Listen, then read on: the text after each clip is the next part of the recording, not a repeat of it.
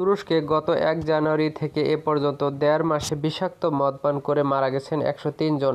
পাশাপাশি অসুস্থ হয়ে হাসপাতালে ভর্তি হয়েছেন আরও ২৩০ জন। এই অসুস্থদের মধ্যে ৪০ জনেরই অবস্থা আশঙ্কাজনক। মৃতদের মধ্যে বিদেশি পর্যটক আছেন অনেকে। সবচেয়ে কনিষ্ঠ যিনি মারা গেছেন তিনিও একজন পর্যটক। ১৯ বছর বয়সী ওই তরুণী অস্ট্রেলিয়ার নাগরিক ছিলেন। রাজধানী আঙ্কারা এবং প্রধান পর্যটন শহর ইস্তাম্বুলে ঘটেছে এই ঘটনা। অন্য কোনো শহরে বিষাক্ত মদ পানের কারণে অসুস্থতা বা মৃত্যুর কোনো সংবাদ পাওয়া যায়নি। মুসলিম সংখ্যাগরিষ্ঠ দেশ তুরস্কে মদ নিষিদ্ধ নয়, তবে বিপুল পরিমাণ কর বসানোর কারণে গত কয়েক বছর ধরেই মদের দাম বাড়ছে দেশটিতে।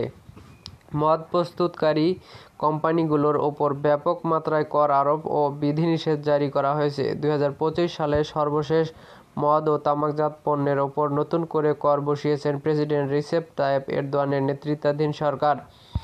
এই পরিস্থিতির সুযোগ নিয়ে কিছু অসাধু মদ প্রস্তুতকারী অপেক্ষাকৃত অনেক কম দামে নিজেদের ঘরে তৈরি মদ বিক্রি করছে।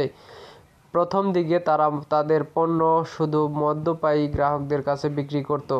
বর্তমানে বিভিন্ন দোকান ও রেস্তোরাঁতেও পাওয়া যায় এই মদ। নেশার মাত্রা বাড়াতে ঘরে তৈরি এসব মদে প্রায়ই মিথানল, ইথানল, স্পিরিটো এবং অন্যান্য ক্ষতিকর রাসায়নিক উপাদান অতিমাত্রায় মেশায় কারিগররা। আর এসব ভেজাল মদ পানের ফলে অসুস্থতা ও মৃত্যুর শিকার হন লোকজন। এদিকে আঙ্কারা ও তুরস্কে শতাধিক মৃত্যুর পর দুই শহরে অভিযান শুরু করেছে সরকারি কর্তৃপক্ষ।